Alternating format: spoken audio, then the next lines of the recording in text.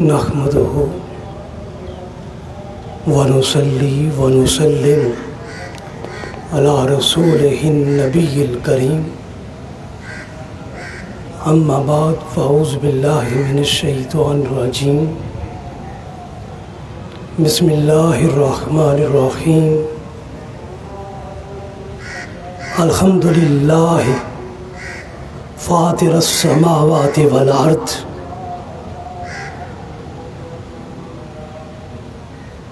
وقال الله تعالى في آخر الآية يزيد في الخلق ما يشاء إن الله على كل شيء قدير صدق الله العلي العظيم وصدق رسوله النبي الكريم۔ معزز حاضرین و ناظرین گرامی قدر، عزیز طلباء و طالبات، ہمارا آج کا موضوع ہے جی سی یونیورسٹی نشان منزل سے منزل تک کا سفر۔ نئے آنے والے اسٹوڈنٹ کے لیے خصوصی پیغام۔ باری تعالیٰ نے قرآن حکیم کی سورہ فاطر کی آیت نمبر 1 میں ارشاد فرمایا، الحمدللہ فاطر السماوات والارض۔ فرمایا تمام تعریفیں اللہ ہی کے لیے ہیں جو آسمانوں اور زمین کو بلا نمونہ بنانے والا ہے، اور وہ اپنی تخلیق میں جو چاہتا ہے وہ بڑھاتا رہتا ہے۔ اور اسی حقیقت کو سورہ الذاریات میں یوں واضح کیا، ارشاد فرمایا والسماء بنیناہا بعید وإنا لموسعون۔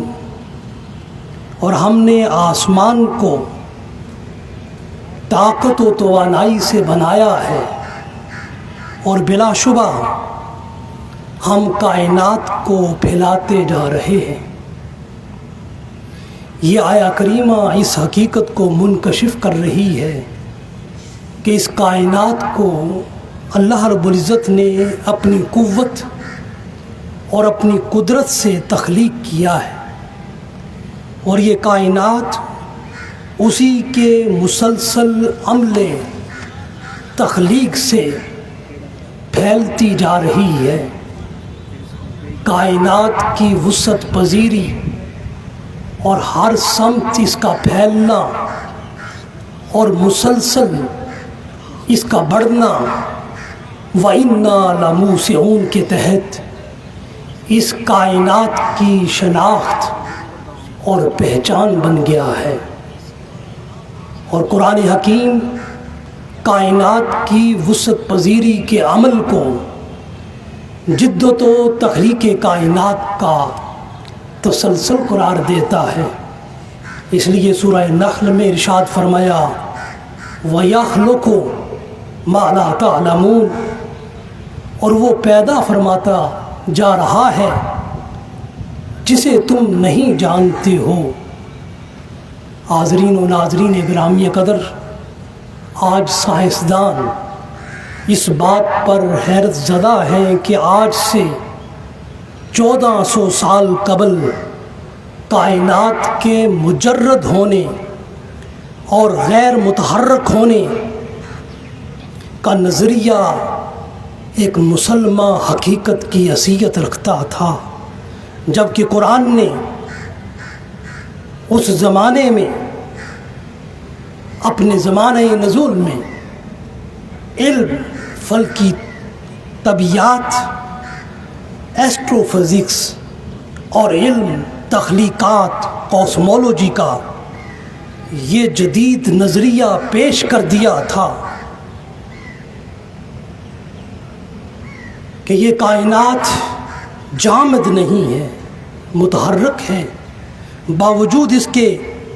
اس کائنات کے جمود کا نظریہ 20ویں صدی کے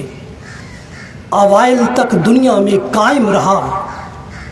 اور اسے ایک ناقابل تردید حقیقت کے طور پر جانا جاتا رہا۔ آئنسٹائن جب 1915 میں نظریہ جنرل تھیوری آف ریلیٹیوٹی پیش کر رہا تھا تو اس کو بھی اس وقت اس نظریے پر پختہ یقین تھا۔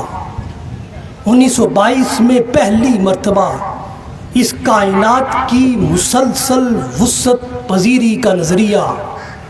روسی ماہر طبیعیات اور ریاضی دان الیگزینڈر فرائیڈمین نے پیش کیا، اور 1929 میں ایڈون ہبل نے اسے سائنسی بنیادوں پر پروان چڑھایا۔ بلا شبہ یہ کائنات مسلسل پھیل رہی ہے۔ وَيَزِيدُ فِي الْخَلْقِ مَا يَشَاءُ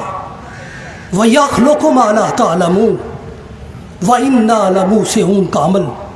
مسلسل اور مستقل جاری و ساری ہے۔ جب ہم اس آیہ کریمہ کی تفسیر کو مختلف اہل علم اور صاحبان فکر و نظر کے ہاں اس کے تفسیری نکات اور مفاہیم کے تناظر میں دیکھتے ہیں تو ہمارے سامنے یہ تفسیری مضامین آتے ہیں۔ بعض نے کہا وَيَزِيدُ فِي الْخَلْقِ مَا يَشَاءُ کا معنی یہ ہے کہ باری تعالیٰ انسانی جسم کی بناوٹ میں اور اس کی آواز کی خوبصورتی میں اور اس کی صلاحیتوں میں اور اس کے نقش و نگار میں اور آنکھوں اور ناک کی ملاحت میں اور اس کے بالوں کی خوبصورتی میں اور اس کی عقل و فکر میں اور اس کے علم میں اور اس کے پیشے میں اور اس کے نفس کی پاکیزگی میں اور اس کی گفتگو کی حلاوت میں جس طرح وہ چاہتا ہے اپنی مشیت اور اپنی حکمت کے ساتھ اضافہ کرتا رہتا ہے، اور یہ اضافہ فقط انسانی وجود تک منحصر نہیں ہے بلکہ کائنات کی ہر چیز میں وہ اس اضافے کو جاری رکھتا ہے۔ حاضرین و ناظرین گرامی قدر، امام قرطبی حضرت قتادہ سے اس آیہ کریمہ کی تفسیر کے تحت بیان کرتے ہیں کہ یہاں وَيُزِيدُ فِي الْخَلْقِ مَا يَشَاءُ سے مراد یہ ہے کہ الملاحۃ فی العینین والحسن فی الانف والحلاوۃ فی الفم، انسان کی آنکھوں میں، آنکھوں کے حسن میں وہ مسلسل اضافہ کرتا رہتا ہے، اس کی ناک کو وہ رب خوبصورت بناتا ہے، اس کی زبان میں حلاوت اور میٹھاس پیدا کرتا ہے۔ اسی طرح مزید واضح کرتے ہیں انسان کے سارے چہرے کو وہ رب حسین بناتا ہے، الوجہ الحسن کا اعزاز اس کو عطا کرتا ہے، اس کی آواز کو خوبصورت بناتا ہے، اس کے بالوں کو حسین بناتا ہے، والحسن فی العقل والتمیز، اسے عقل و خرد اور تہذیب و شائستگی میں خوبصورت بنا دیتا ہے، اور اس کو ان صفات میں، ان خوبیوں میں اعلیٰ کرتا ہے۔ اور بعض نے بیان کیا وہ انسان کو طرح طرح کے علوم و فنون عطا کر کے خوبصورت بناتا ہے۔ وکیلا والحسن فی العلوم والصناع، وہ رب اپنے عمل تخلیق اور زیادت فی التخلیق میں ان اللہ علی کل شیء قدیر کی شان رکھتا ہے، وہ ہر عمل تخلیق پر قادر ہی قادر ہے، کوئی چیز اس کی قدرت تخلیق سے ماورا نہیں ہے، باہر نہیں ہے، کوئی جدت اس کی قدرت سے بعید نہیں ہے، اور کسی تخلیق کا عجیب و غریب ہونا اور آنکھوں کو مسحور کرنا اور عقل و خرد کو حیرت زدہ کرنا اس کی قدرت سے ماورا نہیں ہے۔ حاضرین و ناظرین گرامی قدر، وہ رب اپنی قدرت کے ساتھ ہر تخلیق پر حاوی ہے۔ امام زمخشری نے بھی اسی آیت کو مطلق یخلقو کے معنی میں لیا ہے، جس کی بنا پر لفظ یخلقو کا اطلاق اس کی کل خلق اور کل مخلوق پر ہوتا ہے۔ وہ رب اپنی قدرت کے ساتھ اپنی ساری خلق میں وَيُزِيدُ فِي الْخَلْقِ مَا يُشَاءُ کا عمل مسلسل اور مستقل جاری رکھے ہوئے ہے۔ اور اقبال بھی اسی آیہ کریمہ وَيُزِيدُ فِي الْخَلْقِ مَا يُشَاءُ کی تشریح کرتے ہوئے اپنے کلام میں اس کائنات کی وسعت پذیری اور اس کی تخلیق میں مسلسل اضافے کی حقیقت کو یوں اجاگر کرتا ہے۔ یہ کائنات ابھی ناتمام ہے شاید، یہ کائنات ابھی ناتمام ہے شاید، آ رہی ہے دمادم صدائے کن فیکون۔ یہ آیت اس کائنات اور اس کی ہر چیز میں مسلسل ارتقاء اور جدت تخلیق کا تصور دیتی ہے۔ اسی تناظر میں ہم دیکھتے ہیں کوئی جسم اس وقت تک تندرست اور توانا نہیں رہ سکتا جب تک اس میں نئے اور صاف خون کی تولید نہ ہو۔ کوئی درخت اس وقت تک شاداب نہیں رہ سکتا جب تک اس میں نئی نئی پتیاں اور نئی نئی کونپلیں نہ نکلیں۔ اسی طرح انسانی کائنات میں امت مسلمہ بھی ایک جسم کی مانند ہے جس کو ہر دور میں ایک نئے خون کی ضرورت ہے۔ شجر امت کو بھی ہر دور میں ہری بھری شاخوں اور نئی نئی پتیوں کی ضرورت ہے۔ امت مسلمہ کا شجر سایہ دار سدا بہار ہمیشہ نئی نئی پتیاں اور ہری بھری ڈالیاں پیدا کرتا رہا ہے اور اپنا مجموعی روپ زمانے کے تقاضوں کے مطابق بدلتا رہا ہے۔ یہی وجہ ہے کہ اسلام نے اپنے شجر پر لا الہ الا اللہ محمد الرسول اللہ کی روشنی کے ذریعے دنیا کے ہر انسان کو مسلمان بنانے کی دعوت دی ہے، تاکہ مختلف انسانوں میں جو دماغی صلاحیتیں ہیں، سماجی قوت و نشاط ہے اور خاندانی اور نسلی جوہر اور صفات ہیں، آبائی شرافت ہے، فطرتی مردانگی اور شجاعت ہے، ان سب چیزوں کو اسلام کی طرف منتقل کیا جائے تاکہ انسانی خوبیوں کے یہ سارے پھول، یہ سارے شگوفے اور یہ سارے گلدستے اسلام کے شجر پر بہار پر نظر آئیں۔ اسلام نے علاقہ، رنگ، نسل، خاندان اور قبیلے کا لحاظ نہیں رکھا ہے، سب کو اسلام نے اپنایا ہے اور سب کو اپنا بنایا ہے۔ خواہ کسی کا تعلق ایران سے ہو، خواہ خراسان سے ہو، خواہ ہندوستان سے ہو، خواہ پاکستان سے ہو، خواہ یمن سے ہو، خواہ کوئی بدخشاں کا ہو، کوئی مصر کا رہنے والا ہو، کوئی اصفہان کا رہنے والا ہو، کوئی افغانستان کا رہنے والا ہو، ان میں سے ہر کوئی اپنا ایک خاص رنگ رکھتا ہے، اپنے ملک و قوم اور اپنے خاندان اور نسل کا اپنے اندر ایک جوہر رکھتا ہے، اور یہ جوہر دوسرے ملکوں میں نایاب ہے، اور یہ وہ جوہر جو بھی اسلام میں آتا ہے تو اپنے ساتھ لے کر آتا ہے اور اسلام کا حصہ بنتا ہے۔ یوں عالم انسانیت کا ایک خوبصورت چمن اسلام نے انسانوں کی صورت میں سجایا ہے اور اس دنیا میں بسایا ہے، اور انسانیت کے بہترین پھول اور پھل اسلام کی شناخت ہیں۔ اب دنیا میں اسلام صرف اور صرف نسل عرب تک محدود نہیں رہا اور نہ تھا، اور بنی عدنان کی موروثی صفات تک اسلام مقید نہ تھا اور نہ ہے، بلکہ پوری دنیا کی بہترین دماغی صلاحیتیں، فطرتی شرافتیں اور اعلیٰ انسانی خصوصیتیں اسلام کے شجر عظیم کا حصہ تھیں۔ اور یہ بھی دنیا کی مسلمہ حقیقت ہے کہ کوئی ایک قوم اور کوئی ایک نسل، خواہ وہ کتنی ہی فائق کیوں نہ ہو، خواہ وہ کتنی ہی اعلیٰ دماغی صلاحیتوں کی مالک کیوں نہ ہو، اور جسمانی استعدادوں میں کتنی عرفہ کیوں نہ ہو، اور وہ اکیلی انسانی خوبیوں کے سارے ترازو کو اپنے دامن میں نہیں جھکا سکتی۔ اسلام کی مطلق دعوت عامہ نے دنیا کے سارے اعلیٰ، عرفہ، قابل رشک اور قابل فخر انسانوں کو ایک پلیٹ فارم پر جمع کر دیا تھا۔ یوں اسلام کے دامن میں کل انسانیت کا جوہر آ گیا تھا، نوع انسانی کی ساری طاقتوں کا، صلاحیتوں کا، قابلیتوں کا، استعدادوں کا خزانہ آ گیا تھا، جس کی بنا پر مسلمانوں نے اس ساری دنیا پر 1200 سال تک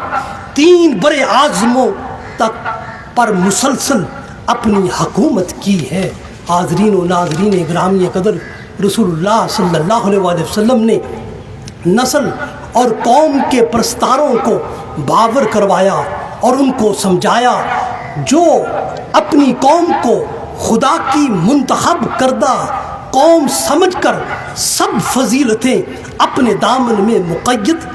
کر لیتے تھے، ان کو بھی بتایا کہ سن لو، خدا کی بخشش و مغفرت کسی خاص قوم کے ساتھ مخصوص نہیں ہے۔ کسی خاص قوم کو ہی عقل اور ادراک کی ساری نعمتیں نہیں دی گئیں، اور فہم و فراست کا کسی خاص طبقے ہی کو وارث نہیں بنایا گیا ہے۔ شرافت اور نجابت کو کسی ایک گروہ کے ساتھ مختص نہیں کیا گیا ہے۔ جواں مردی اور شجاعت کی صفات کو کسی ایک قوم کا خاصہ نہیں بنایا گیا ہے۔ یہ ساری نعمتیں اور یہ ساری فطرتی عنایتیں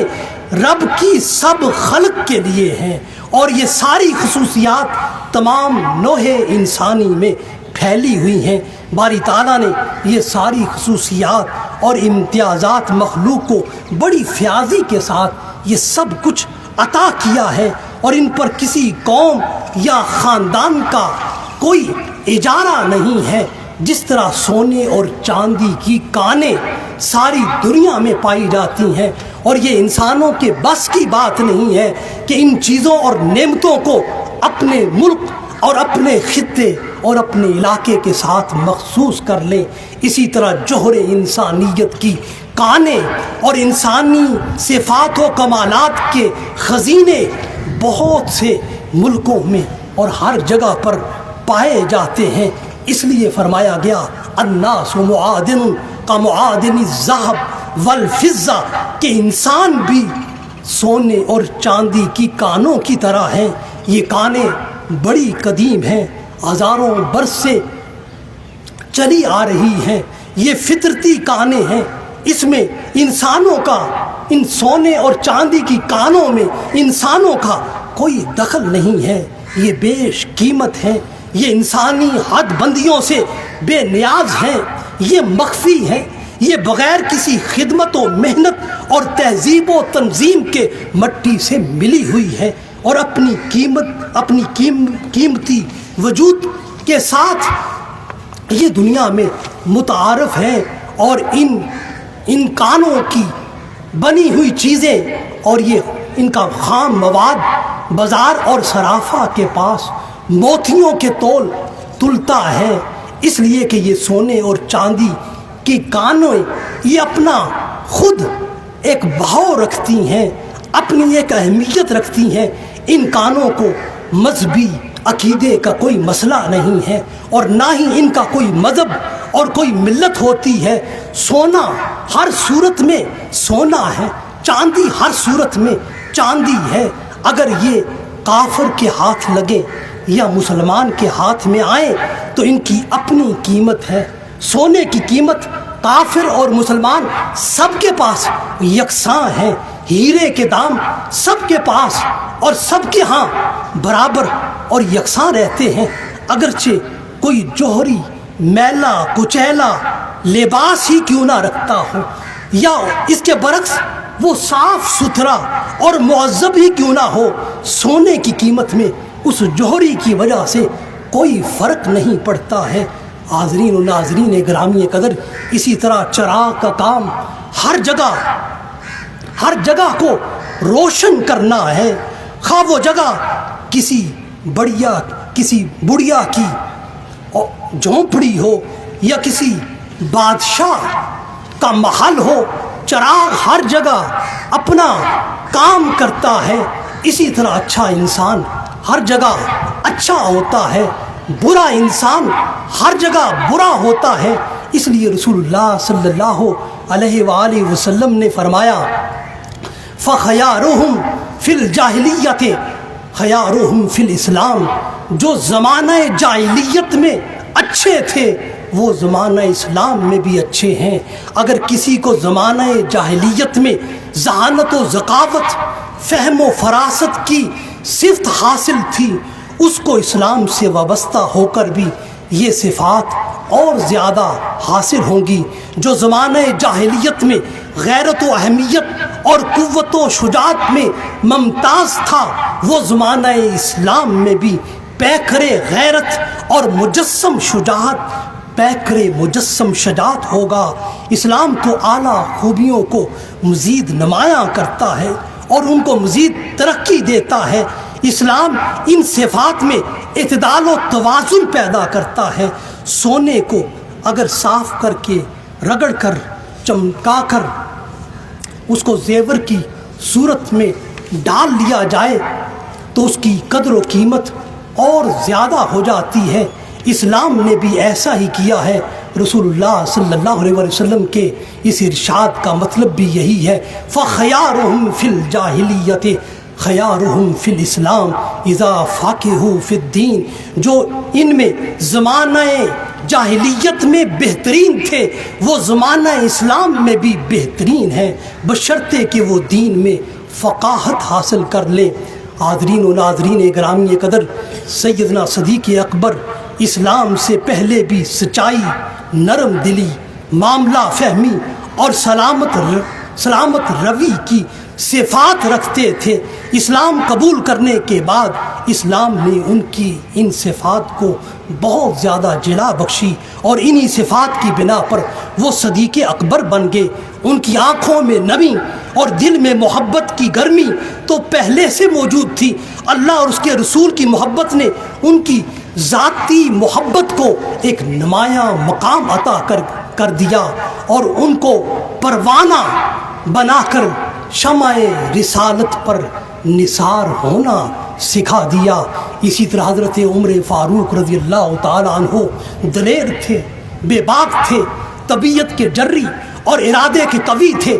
پورے مکہ کو اس کا علم تھا، لیکن ان کو اس شجاعت و بہادری اور دلیری کا کوئی میدان میسر نہ آیا تھا۔ ادھر اسلام کو ان کی طرح کے کسی دلیر اور بہادر کی ضرورت تھی جو کفار کے بیچ میں کھڑے ہو کر اللہ کی یکتائی اور رسول اللہ کی رسالت کا اعلان کرے۔ حضرت عمر فاروق کی اس فطرتی دلیری اور بہادری کو ایک شیان شان میدان کی ضرورت تھی جو رسول اللہ کی دعا کی قبولیت کی صورت میں، قبول اسلام کی صورت میں ظاہر ہوئی۔ یوں حضرت عمر فاروق اسلام میں آئے تو اپنی فطرتی بہادری اور دلیری کے ساتھ دلیری کو بھی ساتھ لے کر آئے۔ رسول اللہ صلی اللہ علیہ وسلم نے ان کی اس خوبی کی قدر کی اور اس کا اعتراف کیا اور ان کی اس صفت کو اصل جگہ پر رکھا جس کی بنا پر حضرت عمر فاروق روم اور ایران کے شہنشاہوں کو اسلام کے قدموں میں لے آتے ہیں۔ اور اسی طرح حضرت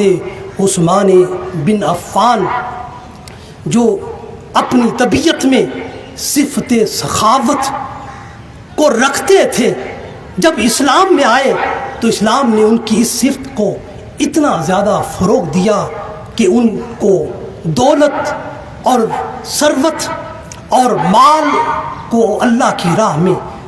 بے پناہ اور بے حساب لٹانے کی بنا پر،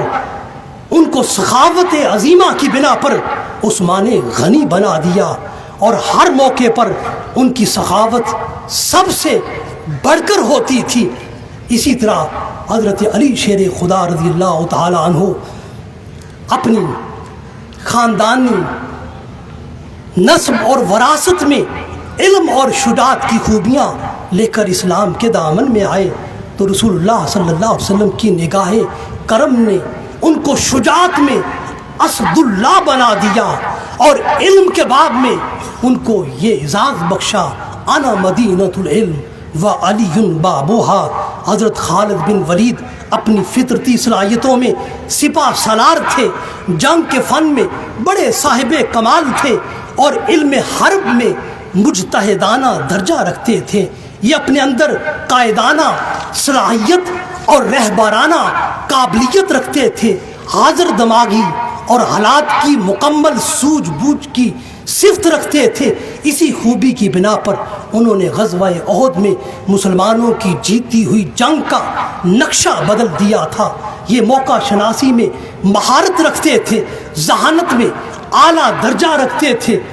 اور یہ اسلام کے دامن سے وابستہ ہوئے تو اپنی فطرتی صلاحیتوں کے ساتھ اسلام میں آئے، اور جنگی قابلیتوں اور اپنی حربی خوبیوں اور اپنی فنی جنگی تجربوں کو بھی اسلام میں ساتھ لے کر آئے۔ اسلام نے ان کو ہاتھوں ہاتھ لیا، رسول اللہ صلی اللہ علیہ وسلم نے ان کی خوب حوصلہ افزائی کی، اور ان کی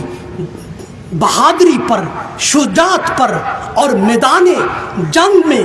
جری اور بہادر ہونے پر ان کو سیف اللہ کا خطاب عطا کیا، اور اس خطاب نے ان کے رتبے کو بلند و بالا کر دیا۔ اسلام نے ان کو دنیا کی سب سے بڑی فاتح سپاہ اس کا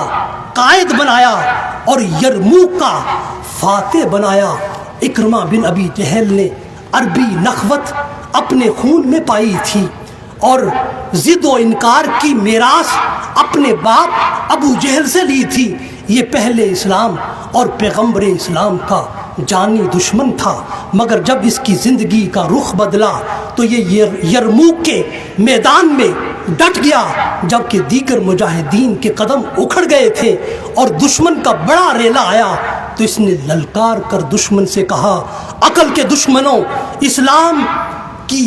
ساری زندگی میں نے ڈٹ کر مخالفت کی، اب قبولیت اسلام کے بعد تمہارے سامنے بھی ڈٹ کر لڑوں گا، چاہے میری جان چلی جائے، اور تمہارے مقابلے سے منہ نہ موڑوں گا۔ یہ کہہ کر آگے بڑھے اور اپنی جان آفرین کے سپرد کر دی۔ گویا کہ جاہلیت میں اڑ جانے والا، پہاڑ کی طرح جم جانے والا انسان اپنے نئے حریف کے مقابلے میں چٹان کی طرح جمع رہا۔ حاضرین و ناظرین گرامی قدر، بعثت رسالت کے وقت ایران، روم، مصر، ہندوستان کے لوگ اپنا خاص نسلی اور ذہنی امتیاز رکھتے تھے۔ یہ شاداب اور مردم خیز ملک ہر طرح کی صلاحیت کے حامل افراد اپنے دامن میں رکھتے تھے۔ ایران کو اس وقت نظم و نسق میں صلاحیت اور قابلیت اور اس میں خوب شہرت حاصل تھی، اور فنون لطیفہ کی ترقی میں ایرانیوں نے ایک نزاکت اور لطافت پیدا کر دی تھی۔ اس لیے ایرانی عالموں، مصنفوں کو نوشیروان عادل کی علمی سرپرستی حاصل تھی، جس نے ان کے علمی ذوق کو خوب پروان چڑھایا۔ ساسانیوں کی طویل سلطنت نے ان کے اندر ملکی تنظیم کی قابلیت اور استعداد پیدا کر دی تھی۔ زمینوں کے بندوبست اور حساب و کتاب نے ان کی مالیاتی صلاحیت میں اضافہ کر دیا تھا۔ بازنطینی جو یونان اور روم کے علم اور تہذیب اور سیاسی ورثے کے مالک تھے، اور اس کے ساتھ ساتھ یہ اپنے علمی انداز فکر اور اعلیٰ ترتیب ذہنی اور بہترین عسکری زندگی میں یہ ممتاز تھے۔ مصر کے بسنے والے زمین کی کاشتکاری اور تجارت کا وسیع تجربہ رکھتے تھے، ان میں مذہبی شغف بھی تھا، اس کے لیے بے پناہ قربانی، اسی وجہ سے ان میں بے پناہ قربانی کا جذبہ بھی تھا۔ انہوں نے روسی سلطنت کے جبر و استبداد کا مقابلہ کیا تھا، اور ہندوستانی لوگ اپنی مالیاتی قابلیت میں فائق تھے اور اپنی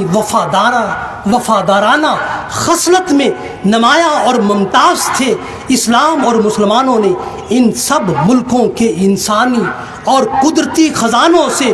پوری فراخ دلی کے ساتھ فائدہ اٹھایا اور ان کے امتیازات اور کمالات کو اسلام کے دامن سے وابستہ کر دیا تھا۔ ایرانی اور رومی نو مسلموں نے اپنی ذہانت سے علم کی ترقی اور فقہ کی تدوین میں حصہ لیا تھا اور سلطنت کے دفتری نظم و نسق کو خوب مضبوط کیا اور مالیات کے شعبے کو مستحکم کیا اور تجربہ کار منتظم فراہم کیے۔ حاضرین و ناظرین گرامی قدر، اسی طرح اور ہر ملک کے باشندے اپنے اندر بے پناہ صلاحیتیں رکھنے والے تھے۔ خلاصہ کلام کی طرف بڑھتے ہوئے عرض کروں، اسلام کا پیغام ایک ابدی پیغام ہے۔ اسلام کے لیے متحرک اور فعال قیادت ہر زمانے کی لازمی ضرورت ہے۔ اسلام کا پیغام اور اس کی قیادت کسی خاص نسل، کسی خاص قوم کے لیے مختص نہیں ہے۔ قومیں اور نسلیں اسلام کے لیے ایک لباس کی حیثیت رکھتی ہیں۔ جب ایک لباس بوسیدہ اور ناکارہ ہو جاتا ہے تو اسلام ایک نئے ملبوس کو اختیار کر لیتا ہے، اور یہ بھی حقیقت ہے کہ دنیا کی کوئی قوم، کوئی نسل اور کوئی خاندان ایسا نہیں جس میں نمو کی صلاحیت نہ ہو، جس میں شادابی کی استعداد نہ ہو، اور یہ بھی ضروری نہیں کہ کسی بھی قوم اور نسل کی ہر صلاحیت، ہر قابلیت اور ہر توانائی ہمیشہ قائم اور فائق رہے۔ قوموں اور نسلوں کے عروج کی بھی ایک طبی عمر ہوا کرتی ہے۔ قوموں کی جوانی بھی بڑھاپے کا شکار ہو جاتی ہے۔ قوموں اور نسلوں میں بھی تکان اور اضمحلال کے آثار ظاہر ہوتے ہیں۔ ان کی زندگی اور توانائی کے سوتے بھی خشک ہوتے ہیں۔ نئے متحرک اور فعال خون کی تولید بند ہو جاتی ہے۔ ہر چیز میں بوسیدگی اور کمزوری ٹپکتی ہے۔ حالات سے مقابلہ کی قوت جاتی رہتی ہے۔ حق کے راستے میں جہاد اور قربانی کا جذبہ مان پڑ جاتا ہے۔ بامی اتحاد و الفت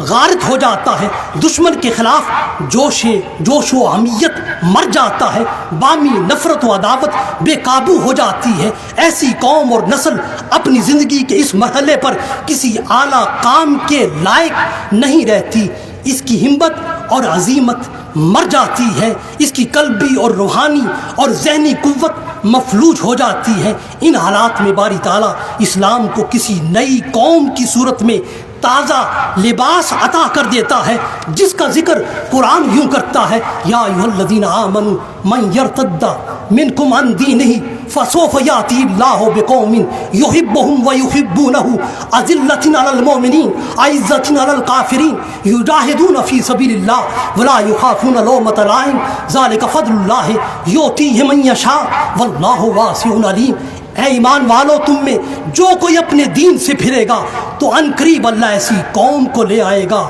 جن سے اللہ محبت کرتا ہے، وہ اللہ سے محبت کرتے ہیں، مسلمانوں پر نرم اور کافروں پر سخت ہیں، اللہ کی راہ میں جہاد کرتے ہیں اور کسی ملامت کرنے والے کی ملامت کی پرواہ نہیں کرتے۔ یہ اچھی سیرت اللہ کا فضل ہے، اور جسے چاہتا ہے عطا فرماتا ہے۔ اللہ وسعت والا، علم والا ہے۔ حاضرین و ناظرین گرامی قدر، یہ قوم کی تبدیلی در حقیقت اسلام کو نئے دور اور نئے تقاضوں کے مطابق نئے خون کی ضرورت ہوتی ہے۔ جو قوم تازہ ولولے اور پرجوش جذبے کے ساتھ اسلام کو دوبارہ زندہ کر دے، جو قوم اپنے تعلق کو قرآن کے ساتھ مضبوط و مستحکم کرتی ہے، باری تعالیٰ اس کو رفت اور عظمت عطا کرتا ہے۔ رسول اللہ صلی اللہ علیہ وسلم نے بھی اسی حقیقت کو یوں اجاگر کیا ہے، ان اللہ یرفع بہذا الکتاب اقواما ویضع بہ آخرین۔ فرمایا اس قرآن کے ذریعے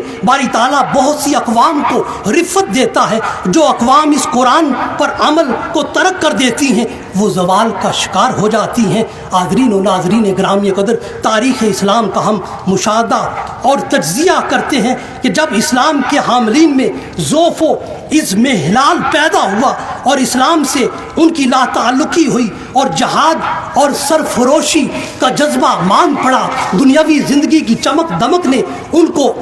اپنا کر لیا، تو باری تعالیٰ نے اس قوم کے بدل جانے پر اقوام کو خدمت اسلام کے لیے چن لیا، جنہوں نے اسلامی اہمیت کو اپنا کردار بنایا، جذبہ جہاد کو اپنی شناخت بنایا، شوق شہادت کو اپنی منزل بنایا۔ جب یورپ کے صلیبی حملہ آوروں نے اسلام پر یلغار کی، فلسطین، شام اور تمام عرب خطرے سے دوچار ہوئے اور دشمنان اسلام کی نگاہیں حرم نبوی کی طرف بھی اٹھیں اور ان کی ناپاک زبانوں نے بارگاہ رسالت مآب میں گستاخانہ کلمات بلند کیے، تو اس وقت اسلام کی عزت و ناموس کو بچانے کے لیے جو جوان مرد نکلے، ان میں سلطان نور الدین اور سلطان صلاح الدین ایوبی پیش سے انہوں نے آگے بڑھ کر اسلام کی عزت و ناموس کو بچا لیا اور پورے یورپ میں اسلام کی دھاک بٹھا دی۔ اور یہ دونوں اس نسل سے تعلق رکھتے ہیں جن کے بزرگ چند پشتوں سے کردستان اور کفرستان سے تعلق رکھتے تھے، ظلمت اور جہالت میں گم تھے، ان میں ہدایت دین کا کوئی سراغ نہ ملتا تھا، مگر باری تعالیٰ نے اپنی ہی حکمت سے ان کی نسلوں کو اسلام کے نور سے منور کیا اور اسلام کی تاریخ ساز خدمات ان کے ذریعے اس طرح ان سے لی۔ اور اسی طرح جب عباسیوں نے عیش و عشرت کی زندگی کو اختیار کر لیا اور اسلامی تعلیمات کو ترک کر دیا، تو باری تعالیٰ نے اسلام کی شان و شوکت اور سطوت و عظمت کو محفوظ کرنے کے لیے سلجوکیوں کو چن لیا، جنہوں نے 1 صدی تک یورپ میں اسلام کے علم جہاد کو بلند رکھا اور جامعہ نظامیہ بغداد اور مدرسہ نیشا پور کے ذریعے رسول اللہ کے علم کے دریا بہائے۔ اور اسی طرح جب مشرق کی تمام پرانی اقوام پر عالمگیر اضمحلال طاری ہو گیا اور زندگی کی کوئی چنگاری باقی نہ رہی، تو باری تعالیٰ نے مغرب میں اسلام کا ایک شعلہ جوالا پیدا کیا جس نے صدیوں یورپ کی مرضی کے خلاف اسلام کے علم کو مسلسل بلند رکھا۔ یہ عثمانی لوگ تھے، حضرت عثمان غنی کی اولاد نہ تھے، مگر قرآن اور دین کی خدمت اور اشاعت اور فتوحات کی وسعت کی بنا پر حضرت عثمان غنی سے روحانی نسبت رکھتے تھے۔ غرضے کے 9 مسلم قوموں اور 9 مسلم خاندانوں اور لاکھوں کی تعداد میں 9 مسلم افراد نے اسلام کے علم کو اپنے اپنے علاقوں میں سر بلند کیا، اسلام کو قیادت کی صورت میں تازہ خون دیا، اور انہوں نے اپنی فکری صلاحیت، اپنی نسلی ذکاوت اور اپنی قومی شجاعت کی بنا پر اسلام کو طاقتور کیا۔ مسلمانوں میں اجتہاد اور جہاد کی روح پھونکی، اسلامی کتب خانوں میں گراں قدر اضافہ کیا، فکر و نظر کی نئی راہیں نکالی، قرآن حکیم کی نئی تفسیریں لکھیں، احادیث رسول کی خوبصورت شرح لکھی اور فقہ کے عظیم مجموعے مرتب کیے۔ ان میں کوئی نیشا پوری ہے، کوئی ابو سعود ہے، کوئی بیضاوی ہے، کوئی بخاری ہے، کوئی مسلم ہے، کوئی ذیلی ہے، کوئی ابن ترقمانی ہے، کوئی مرغینانی ہے۔ یہ سب کے سب اسلام کی علمی اور ذہنی فتوحات کا ذریعہ بنے رہے ہیں اور امت مسلمہ کے جسم کو نیا اور تازہ خون پہنچاتے رہے ہیں۔ یوں اسلام کی فتح و تسخیر کا کام مسلسل آگے بڑھتا رہا اور اس کے انسانی خزانے میں نئے سے نئے لوگ آتے رہے ہیں، جن کی دعوت و تبلیغ کے اثر سے لوگوں کے دل فتح ہوتے رہے ہیں اور دماغ روشن ہوتے رہے ہیں اور سوچ و فکر کے زاویہ ہائے نگاہ بدلتے رہے ہیں، اور یہ اپنی بلند نظر سے لوگوں کو اسلام کی طرف مسلسل راغب کرتے رہے ہیں اور اپنی محنت سے اسلام کی عظمت میں اضافہ کرتے رہے ہیں۔ انہوں نے مسلمانوں کی زندگی میں ایک نئی روح پھونکی ہے اور اسلام کی صداقت پر ان کے یقین کو پختہ اور راسخ کیا ہے، اور ان کے دماغوں میں علم کے چراغ روشن کیے ہیں، اور ان کے دلوں میں عشق الہی اور عشق رسول کی حرارت کو گرمایا ہے، اور بارگاہ رسالت مآب میں ان سب کی نمائندگی کرتے ہوئے اقبال نے کہا، در دل مسلم مقام مصطفیٰ است، آبرو ما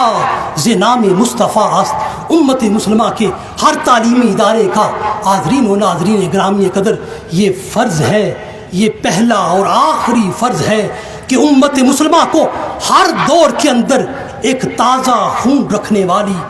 تازہ ولولہ رکھنے والی اور اعلیٰ جذبات اور اعلیٰ احساسات رکھنے والی ملی اور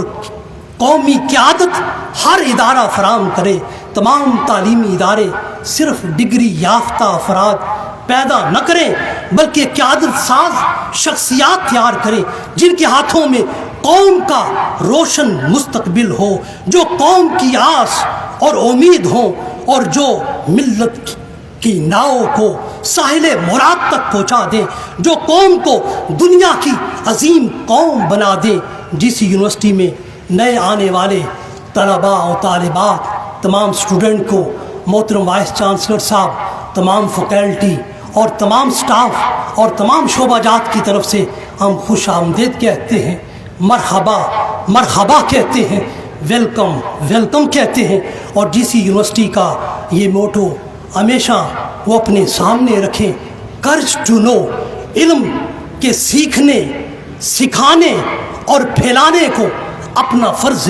اولین سمجھیں، اور ملی اور قومی شعور کو عام کرنے کے لیے اپنا کردار ادا کریں، اور جس یونیورسٹی کو ہمیشہ اپنے لیے ایک نشان منزل سمجھیں اور اپنی منزل مقصود کی طرف بڑی قوت کے ساتھ، بڑی صلاحیت اور قابلیت کے ساتھ اس طرح بڑھیں کہ اقبال کے اس شعر کا ہر ایک راوین مصداق ہو۔ وہی جواں ہے قبیلے کی آنکھ کا تارا، وہی جواں ہے قبیلے کی آنکھ کا تارا، شباب جس کا ہے بیدار ضرب ہے کاری، شباب جس کا ہے بیدار بیدار بیدار ضرب ہے کاری۔ وآخر دعوانا ان الحمدللہ۔